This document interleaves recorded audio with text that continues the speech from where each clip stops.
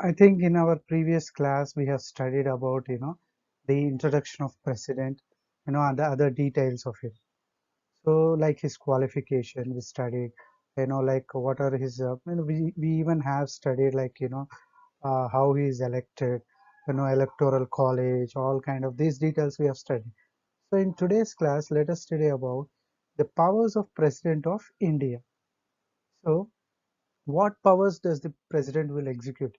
Even though he is the nominal executive head, there are certain powers with him. So in various categories there are a lot of powers that have been distributed for the president of India as per constitution. So if you look at the picture here, like legislative powers, judicial powers, pardoning powers, financial powers, emergency powers, military powers, diplomatic powers, and executive powers. So a wide variety of powers have been given to President of India by the Constitution. So in executing all his powers, President cannot do on his own. So he generally executes his powers by consulting Prime Minister and his Council of Ministers, or Prime Minister and his cabinet. So let us see one by one all the powers. So executive powers. The executive power of union is vested in the president. So all the union government executes the powers in the name of the president. So, and all executive orders are issued in the name of president. Whatever orders, the laws made by the parliament or the politicians, or like whatever orders, whatever laws they make, they do it in the name of the president. Hence, the executive power of union is thus, it is vested, that is implemented in the name of president. How president will become executive head, or how he'll execute his executive powers? He will exercise his executive powers through the union, and the union, which is nothing but the central government, it will issue various orders, right? All that orders are issued in the name of president. The president also appoints the leader of majority party as prime minister. So generally after every election in 5 years, what happens? A new, a party with majority MP will be generally, so generally the party which got majority of its vote share, what will happen? They try to form the government, and to that party which got majority vote share or majority party, they will need to elect their leader, so that once that party which got majority elects their leader, then such a leader will be appointed as prime minister by president of India. So president of India exercises his executive power in appointing the prime minister, and on the advice of prime minister, president also appoints his ministers. So after elections, the political party will elect its the party which got majority share will elect its leader, and that leader will be appointed by President of India. Later, that leader, who is nothing but Prime Minister, will select his team members as ministers, and even them are appointed by President of India. Prime Minister and Council of Ministers are appointed by President of India. President appoints the Attorney General of India, the Comptroller and Auditor General of India. So who is this Attorney General? He acts as a government lawyer for the union government. So he is the highest judicial legal advocate kind of a person who advises the government on various legal issues, and he even becomes an advocate on behalf of the government in the courts. And Comptroller and Auditor General of India is nothing but, he's a person who audits, who does auditing of all the accounts of central government and even the state government, because these governments, in the name of budgets and all, they will be spending a lot of money, and in what way they are spending, how much money they were using, all such things are audited by the Comptroller and Auditor General of India. So even these two posts are constitutional posts, and they were appointed by president. So members of Finance Commission. So Finance Commission is generally, it is also another constitutional body appointed by President as per necessity. And this Finance Commission, generally what they do is they try to, review the share of taxes between central and state, or between the state governments. What is the amount of taxes that they have to share, and all such things will be looked after by Finance Commission. Union Public Service Commission, that recruits the IAS, IPS officers and other things. Election Commission, that conducts elections in the country. The judges of Supreme Court and High Courts, these, and the governors of the states, ambassadors, who are nothing but they are the representatives of our country in the other parts, in other countries of the world, diplomatic representatives. So all such people can be appointed and removed by the president. Thus he executes the thus he exercises his executive power in appointing all such people like Attorney General, Controller, Auditor General, Finance Commission Chairman and other members, Union Public Service Commission, governors, High Court judges and Supreme Court judges, and even the administration of Union territories is under the President.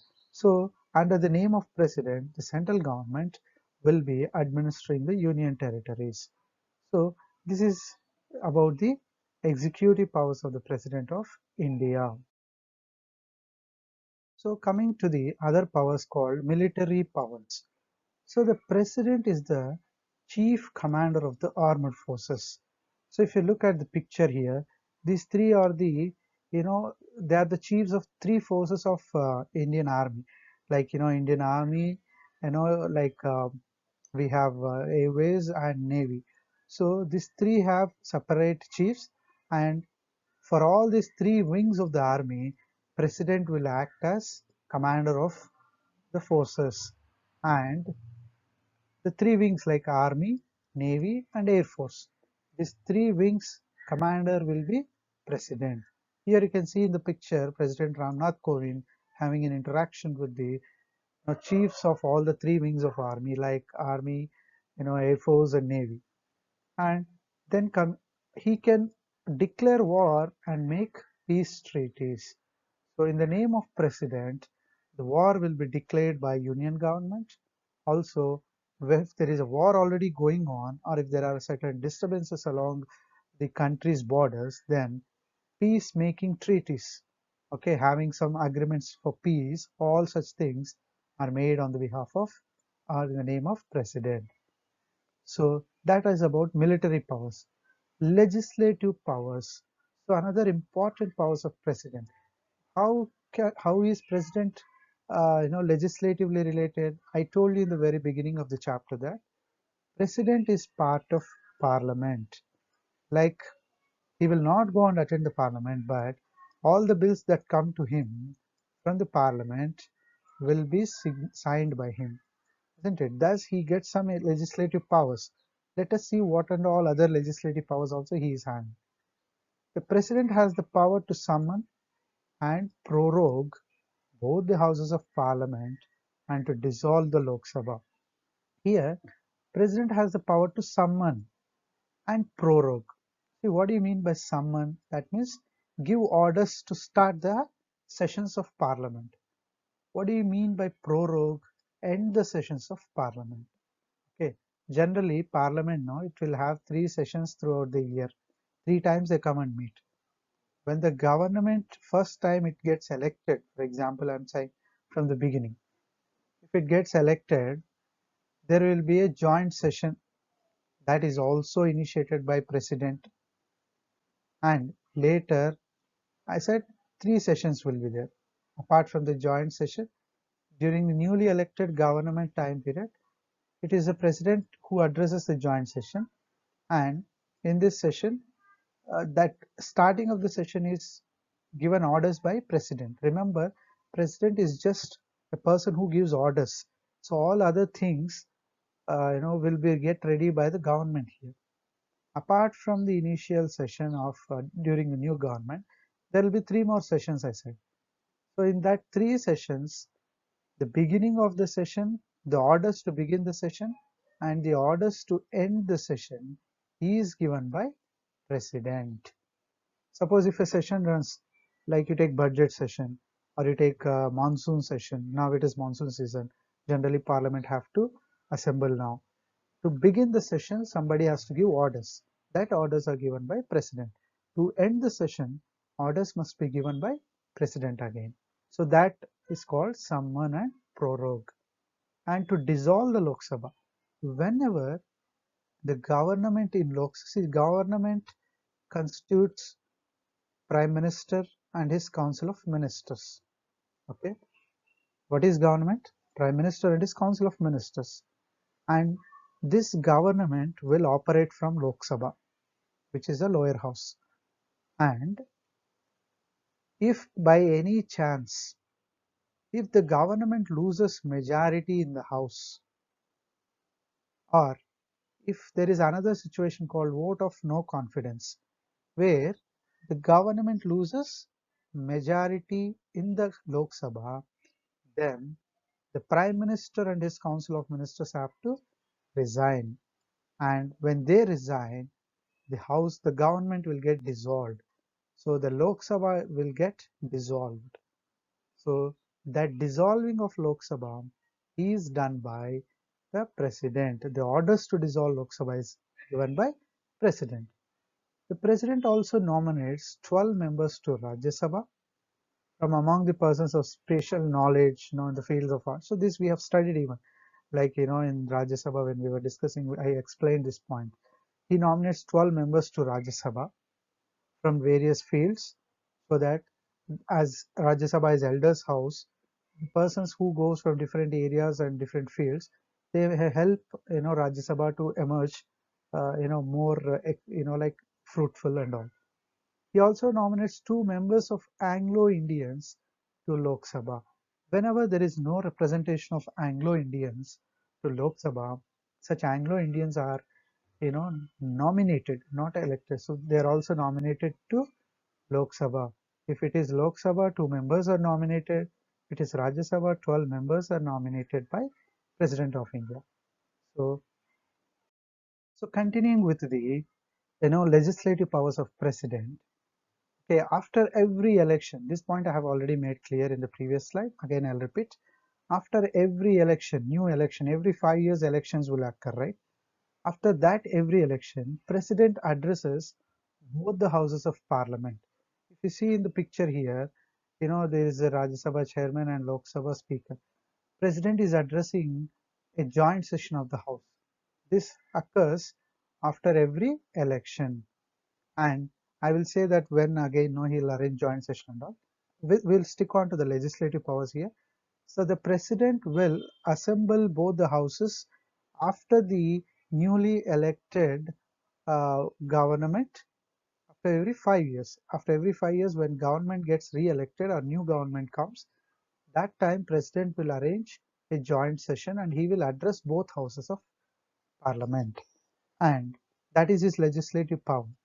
A bill becomes a law after it receives the assent of the president, which is a very important thing in the legislative process. Parliament generally makes laws in the form of bills. They are the draft copy of a law. They will discuss, debate, and they will prepare some bills.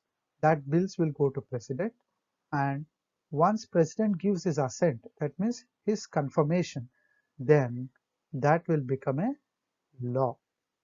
Here you can see Ramnath Kovind giving his signature for the various bills that he received from Parliament. In case of a money bill, he cannot withhold his assent. So when a bill is passed by both houses of the Parliament, again, with or without amendment, the President must give his assent. So here 2 cases are there. See, generally bills are ordinary bills and money bills.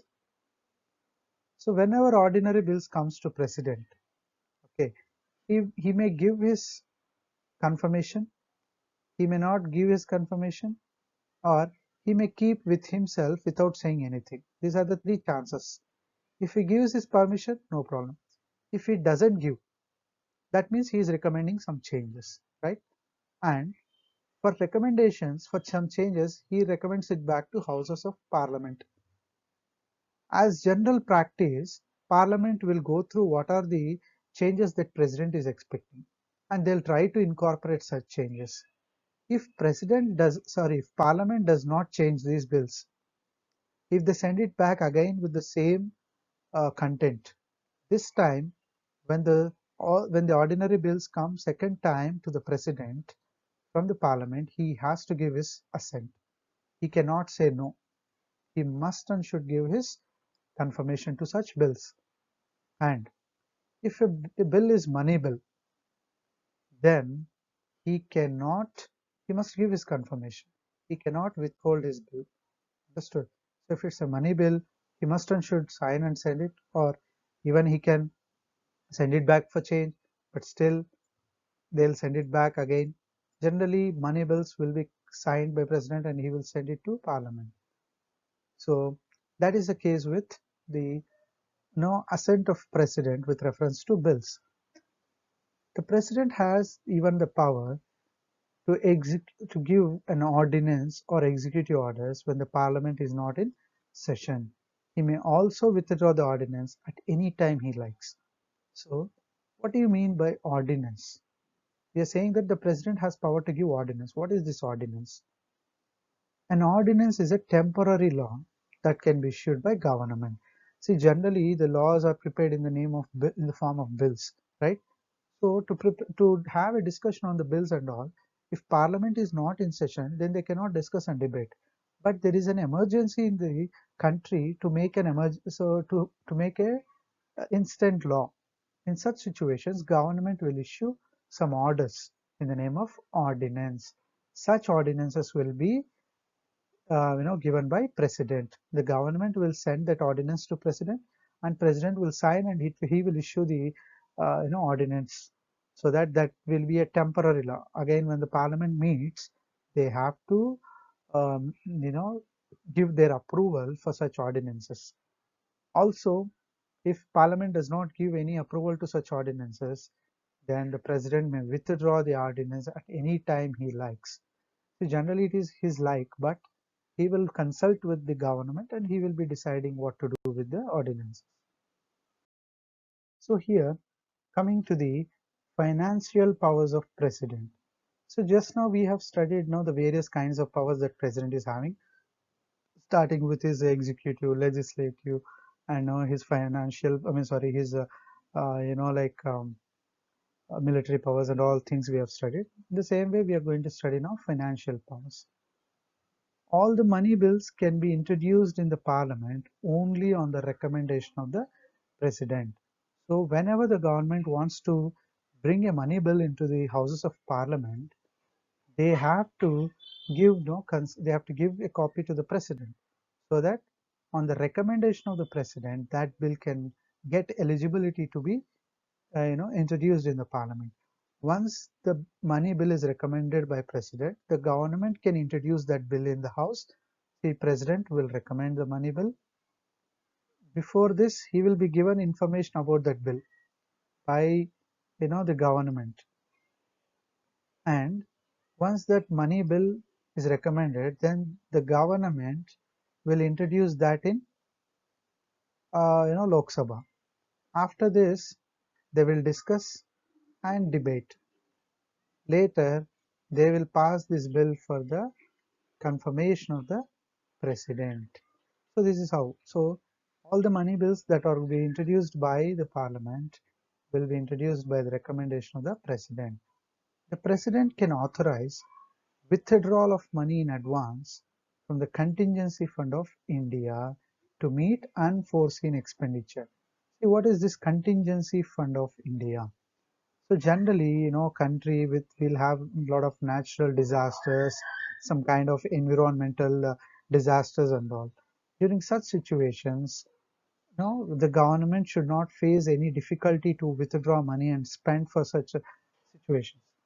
To avoid that, withdrawal and all, what happens is we created this emergency fund. From this fund, you know, through the approval of President, the President will give approval to take money from this funding and spend for the, like disasters that happen in the country. And the President appoints a finance commission after every 5 years to take recommendation on financial matters. So finance commission, I said, so it's a constitutional body again, where you know there will be chairman and vice chairman and all. They'll be discussed every 5 years. What happens? President, he will appoint a finance commission, so that the members of finance commission will sort out what is the share of taxes between central and state government, what is the share that has to be transferred to states now, what are the problems of sharing taxes between states. So if any new taxes have to be introduced, all such details, the finance commission will be going through all the financial capacity or capabilities of the nation, and accordingly they'll make some recommendations. And for such financial commission, chairman and other people will be appointed by president, and it is on the authority of president financial commission will take its birth. He will be the person who creates financial commission every 5 years. So coming to the judicial powers of the president. By this term judicial only, you might have understood, that something he is doing which courts will do, right? So let us see what kind of judicial powers that president will have. He has the power to grant pardon or reduce the punishment that a person receives. So generally, whenever court gives the a person punishment, you know, then you see that punishment is not like every court will be giving certain punishments. Not that everybody can apply for president's pardon. Generally, in case of a death sentence, or if it case of a life imprisonment, when such serious punishments are being given to somebody, they can apply through the government to president. And when president receives such kind of petitions from such people, he has the power to reduce the punishment. Also, he can also change a death sentence to life imprisonment. Okay, if somebody is given death punishment, so in such cases the president can cancel that death punishment, and he can ask the courts to change it to life imprisonment. Throughout life he can be asked to be in the prison. That is one kind of judicial power that president has. And the president is not answerable to any court of law for the exercise of his powers and duties of his office. So when he is executing his duties and functions, he has complete freedom. I mean, freedom in the sense he will be depending on the prime minister and his council of ministers, but still he is not answerable to any court. No court can question him like why he is doing like this or why he is not doing like this. So in exercise of his powers and duties, he is not answerable to any court. And coming to the diplomatic powers. So what is this diplomatic power? So the diplomatic powers of president are like following. What do you mean by diplomacy? So here playing an intermediary role so that any kind of problem can be solved or any kind of bond can be established between two persons. Here the president exercises his diplomatic powers by representing the country at international conferences. So there will be many international conferences being held, and in that conferences, the president will represent our country, and he appoints Indian representatives abroad and receive ambassadors of other countries. So, like ambassadors, like, they are the middle people who go and represent the country and try to solve they'll be like intermediate persons between our country and the other foreign country. In appointing such, ambassadors, president is the appointee, and he'll also receive some ambassadors from other countries. Generally, there will be different kind of people visiting our country, prime ministers of the other countries, the presidents of other country, and he will be. So if you look at the picture here, here Ramnath Kovind is receiving other countries president, like prime minister he is receiving. So all such things will be done by the president, and all international treaties and agreements are conducted in the name of president. You can see here, Ramnath Kovind is standing, and the other counterpart of the other country is also standing here. And the secretaries, they're the government officials who are signing the treaties. And this treaty will be done in the name of president. Understood? All agreements between two countries, you take India and United States. Any agreement if they want to make between India and United States, it will take in the name of president. So thus, the president will become a diplomatic person and exercises his diplomatic powers. So coming to the other powers called emergency powers of president. So emergency, this term itself makes you clear that it is something that happens very, just like that, without any prior, like notice and all, like, not notice.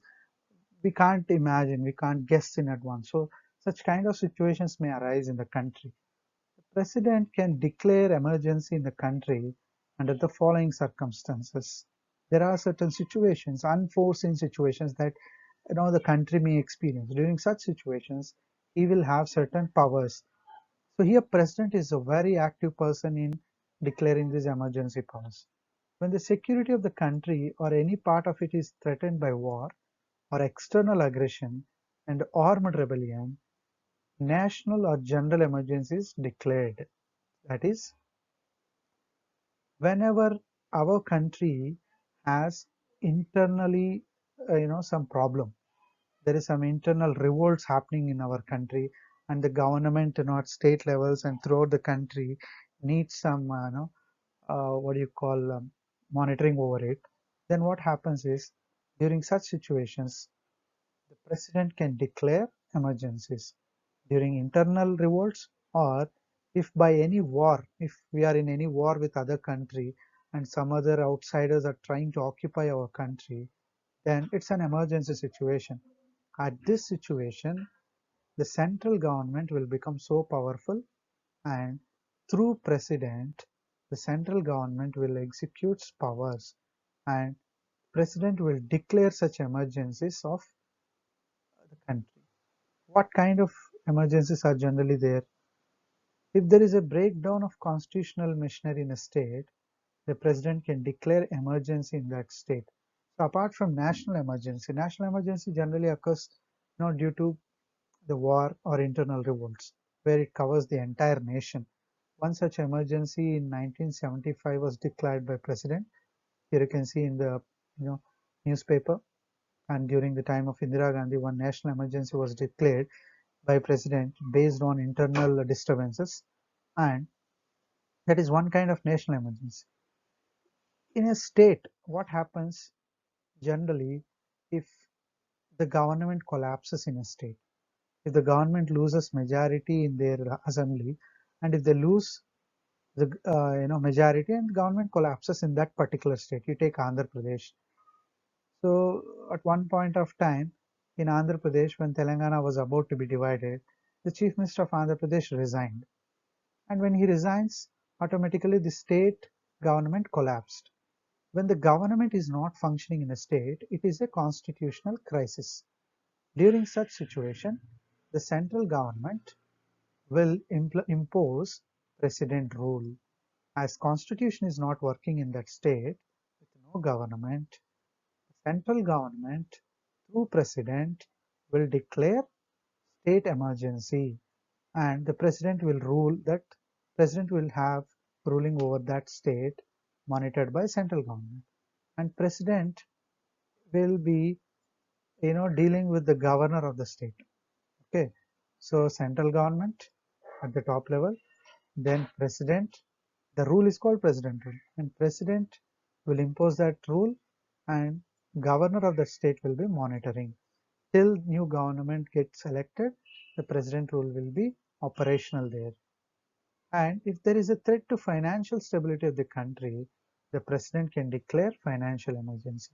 If financially if our country is in crisis, we were unable to pay our day-to-day expenditure, and we lost our financial credibilities, then we can declare financial emergency, and it is declared by president on the advice of the prime minister and the cabinet. So till now financial emergency has not been declared, but national emergency has been declared once. So you can see in this picture the notification of Home Ministry of declaration of emergency also.